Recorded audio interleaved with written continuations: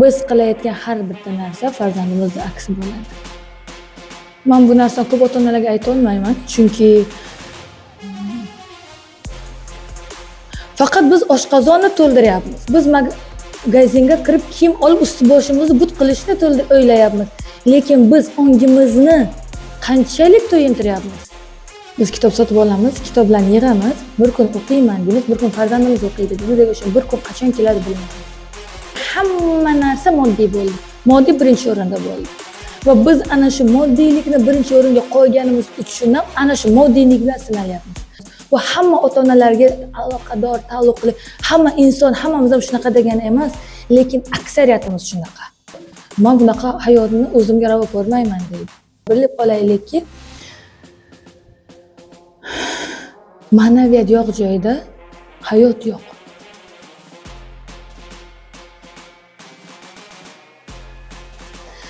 O'g'irlik qiladi farzandlar deyishadi. Demak, biz ham qayerdadir o'g'irlik qilyapmiz. O'g'irlik bu faqatgina moddiy narsani olish emas. Vaqtni o'g'irlaymiz, umrni o'g'irlaymiz. So'zini nima narsada bo'lishidan qat'iy nazar. Biz qilayotgan har bitta narsa farzandimizning aksi bo'ladi. Va biz o'zi programmalashtiramiz. Qo'rqinchli programmani bolalarimizga o'tkazyapmiz. Ya'ni hayotda yashash qiyin degan. Hayotda bezib ketganmiz. Hozirgi bola aytadi, men oila qurishni xohlamayman, farzandim bo'lishni xohlamayman deydi. Chunki o'zi ko'rgan nima ahvolda ota-onasi bularni katta qilyapti. Men bunaqa hayotni o'zimga ravo ko'rmayman deydi. O'zi asli oila qurishdan maqsad shu edimi? O'zi asli farzandli bo'lishdan maqsad shu edimi? Qilib aytganda, moralni istashonnoy bo'ladi. Shu darajada qiynalayotganini ko'ramiz. Bolalarga juda qiyin hozirgi bosimda. Chunki ota-onani aytadigan umuman boshqa narsa, qiladigan umuman boshqa narsa, hayotda ko'chada ko'radigan umuman boshqa narsa, internet ichida ishlayotgan umuman boshqa narsa. O'shuning uchun bolalarda umuman ildiz yo'q. Endi ildizsiz qaysi daraxt ko'kargan? O'zimizga bir savol beraylik, qaysi daraxt ildizsiz ko'kargan ekan? Biz bolalarimizga ildiz bo'lib berishimiz kerak. Ular ildiz o'tishi uchun ularni har tomonlama faqat sharoitini yaratish emas. Biz yerni nima qilamiz? Yumshatamiz. Yerni hamma o'g'itlar, minerallar bilan to'yintiramiz. Keyin urug'ni ekamiz. Sharoitini urug' kelgungacha yaratdik. U o'sadi. O'sha qayerda? Ko'chada. Yomg'iri bor, do'li bor, shamoli bor, changi bor. Lekin biz asosiysi to'g'ri urug' ekkanmiz. To'g'ri yer tanlaganmiz. Urug' ham, yer ham ana shu ota-ona. To'g'ri hamma narsasini bu dasturi, programmasi, ongi, qalbi, niyatlari, maqsadi to'g'ri bo'lgan inson to'g'ri urug' ekadi. Lekin bizni o'zimizni maqsadlarimiz nima bo'lgan? Men bu narsani ko'p ota-onalarga ayta olmayman, chunki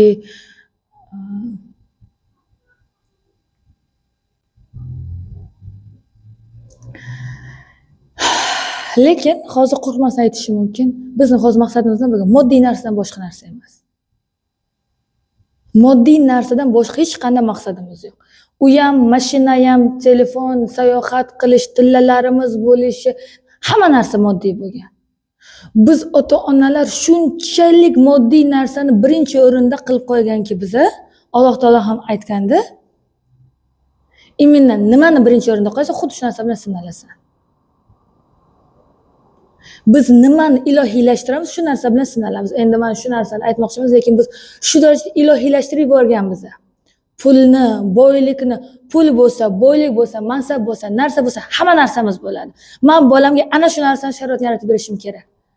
Men qiynalgan bo'lsam, bolam qiynalmasdan, jamiyatda o'zini o'rin topsa, o'qishga kirishiga, boshqasiga hamma narsa pul bo'lgan deyapmiz. Biz o'zimizni programmamiz, dasturimiz shuna virus bo'lib yotibdi-da. Ana shu virusni shuna qoldirib ketamiz. Farqi nima? Eng qimmat kompyutermi? Eng arzon kompyutermi? Eng eskisimi? Qanaqa kompyuter bo'lishidan qat'iy nazar, programma agar virus bo'lgan bo'lsa agar, hech narsaga yaroqsiz bo'ladi. Sizni qanchalik ko'p mashinangiz, uyingiz, pulingiz, tilladingiz, yaxtadingiz, hozir bemalol masalan bolalarni sayohatlarga borishyapti. Turkiya, Dubay, Misr. Biz borib kelamiz. Bizga hamma narsa moddiy bo'ldi. Moddiy birinchi o'rinda bo'ldi. Va biz ana shu moddiylikni birinchi o'ringa qo'yganimiz uchun ham ana shu moddiylik bilan sinalyapmiz.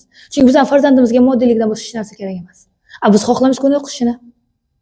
Qanday qilib siz uchun birinchi o'rinda pul turibdi-da, birinchi o'rinda uy turibdi, mashina turibdi, kreditimni yopishim kerak deyapsiz-da. Hamma narsani moddiylikka taqagan holatingizda qanday qilib bolam bir solih bo'lsin, amallari to'g'ri bo'lsin, yuzim yoritadigan bo'lsin, iymon bo'lsin deymiz. Biz duo qilamiz ana shunday. Biz bir-birimizga niyat qilgan paytimiz, farzand dunyoga kelgan payti yangi chaqaloq bo'lsa, ilohim soliha bo'lsin, mu'mina bo'lsin, ota-onasini hajga olib boradigan bo'lsin, ahli ilmlardan bo'lsin, olim ulamo bo'lsin deb aytamiz. Lekin o'ylab o'tiramiz. Biz o'zimiz dardimiz nima? O'zimiz amalimiz umuman boshqa narsa. Biz xohishimiz boshqa, qiladigan ishimiz boshqa, natija o'sha umuman boshqa narsa bo'ladi.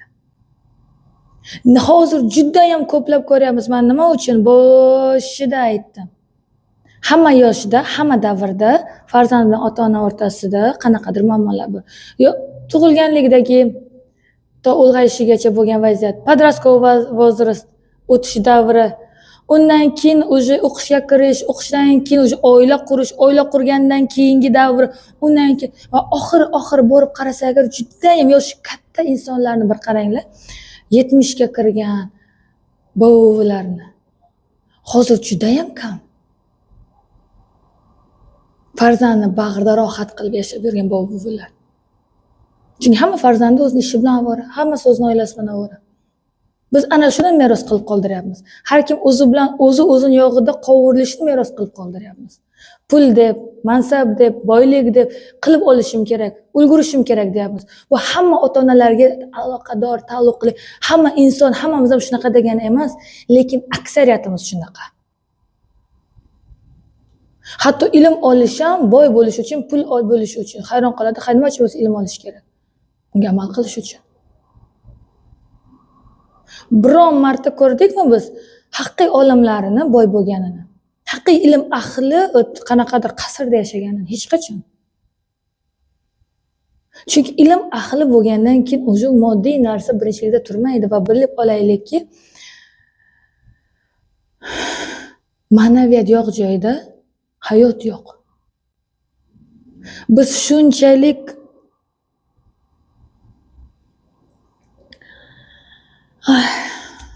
aytishga qiyin, lekin biz shunchalik moddiylikni birinchi o'rinda qo'yganki biza yaxshi hayotni va yaxshi hayot faqat pul bilan, mansab bilan, qanaqadir vlast bilan, kuch bilan ekanligini shunchalik birinchi o'rinda qo'yganki bizlar kichkinagina farzandlarimiz ham shu narsaga qarab intiladi.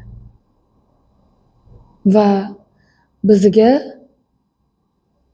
agar o'rtacharoq, o'rta sostaniyadagi odam bo'lsa, uni o'rni ham, qadri ham yo'q. Biz shunchalik tillalarimiz bo'lishini, marakalarda qanaqa chiroyli kiyim kiyishimiz, qaysi mansab ko'proq qimmatroq turadi, qanaqa markadagi mashinani olsa, qanaqa kattalikdagi olsa, qanchalik bizni flastimizni, qanaqa zo'r ekanligimizni ko'rsatib tan oldirtirgimiz keladi. It's a pity deydi-ku, bu achinarli holda. Bu real juda achinarli hol. Zerikib ketgan bo'lsangiz ham, bezor qildi bunaqa gaplar bilan desangiz ham, aynan sizga yoqmayaptimi? Demak, bu aynan sizning muammoyingiz. Chunki inson, kasal insonga qanaqadir operatsiya qilish jarayoni og'riqli hisoblanadi. Ichayotgan dorimiz achchiq.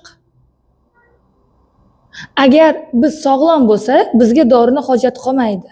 Bizni operatsiya qilishda hojat qolmaydi. Biz unaqa qiyinchilikni, og'riqni his qilmaymiz.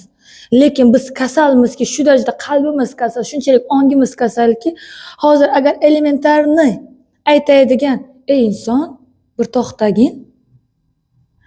Bolam ilmli bo'lsin deyapman, o'zim qanchalik ilm olyapman, haqiqiy ilmni. Men qanchon o'tirib olib bir asar o'qidim, roman o'qidim. Faqat biz oshqozonni to'ldiryapmiz. Biz magazinga kirib kiyim olib usti boshimizni but qilishni o'ylayapmiz. Lekin biz ongimizni qanchalik to'yintiryapmiz? Bu juda og'ir bo'lishi mumkin. Bu juda shunaqangi. Lekin oddiy misol kitoblar qimmat, o'qish qimmat deymiz. Bitta restoranga kirsangiz, bitta salatingiz 45 ming turibdi. Bitta kitob 45 ming. Biz salat yeymiz bir martalik. To hojatxonaga chiqqungacha turaydigan organizmdagi narsani. Lekin kitobchi bizni butun bir hayotimizga kerak bo'lsa to'g'rilab yuboradigan manbaga pul tikmaymiz. U qimmat deymiz. Biz ana yaqinda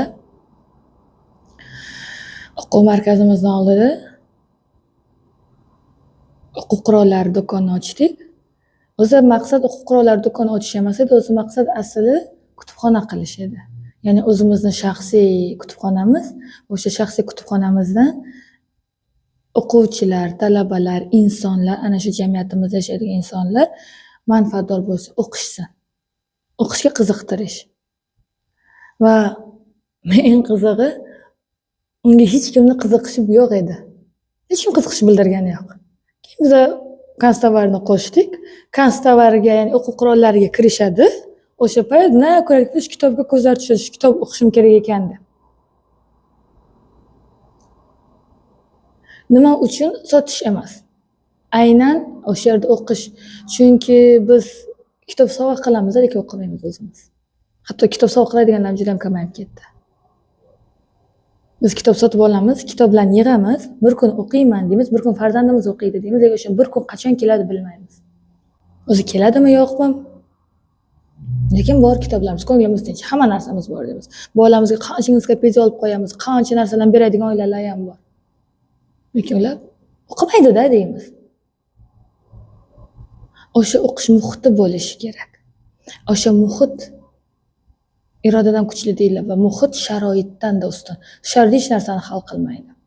Siz aytishingiz mumkin, noto'g'ri aytyapsiz, qorni och qolgan odam biladi desangiz, agar hozir bizada ko'chaga chiqib ayting, qani kim ochlikdan o'libdi? Bor juda ko'plab xonadonlar. Qozonida go'sht kirmaydi, lekin ochlikdan oyoq cho'zgani yo'q. To'g'ri, ko'p xonadonlar bor, qiynaladiganlar bor. Lekin o'qishga xalaqit beradigan hech narsasi yo'q. O'qiyman desaga xohlagan odam 4 tomondan yordam beradi. Xudoga shukr, biz shunday bir shunaqa bir jannat makon yurtda bag'ri keng insonlarimiz bor. Bu o'zi bahona bo'ladi. Chunki hatto bu yoqda kutubxonamiz bor, biblioteka, kitob o'qishingiz mumkin desaga sirasi kirishmaydi. Shu kaslarni ko'rishadi, narsani olib chiqadi. Aytmasak agar bir aylanishadi. Chunki shunaqa qo'yilgan bu tomon kanslerski, bu yoq kitob o'qiyotgan, kansler kirib chiqadiganlarga, kirib chiqadigan odamlar, o'qiyotgan odamlarga xalaqit bermaslik uchun ularda muhitda xotirjamlik, spokойно bo'lish uchun, faqat kitoblar bo'lish uchun kitoblar qo'yilgan. Bundan aylanib kirish kerak bo'ladi. Shuna kanslerskiga kelishadi, bu yoqda kitoblarimiz bor desak, o'sha kitoblarimiz bor desa, o'sha kirib ham o'tirishmaydi. Yaxshida kuzatish. Ana bizni o'zimday har qanday narsani tagi eng pastki qatlamida asli ko'rinadi-da. Oddiy qaynab turgan joyda. Qaynab turgan odamlarni hammasi xayolida chiroyli kiyinishimiz kerak. Bizda juda ko'p kiyim do'konlari va yaxshi yeyishimiz kerak, juda ko'p fast foodlar. Va eng yomon narsani aytaman sizga, doimiy shu narsaga o'tdik. Biz nima yeymiz, biz o'shamiz. Faqatgina nima yeymiz deganimiz faqat oshqozonimizga kiradigan narsa emas, balki ongimizga kiradigan narsa, qulog'imizdan kiradigan narsa, burnimizdan kiradigan hamma narsa, biz iste'mol qilayotgan narsa biz o'z aslimiz. Lekin biz nimani iste'mol qilamiz? Qanaqa narsalar eshityapmiz? Qanaqa narsalar ko'rayapmiz? Qanaqa narsalarni miyamizga kirg'izyapmiz? Hammasi faqat informatsiya. Haqiqiy ilmchi?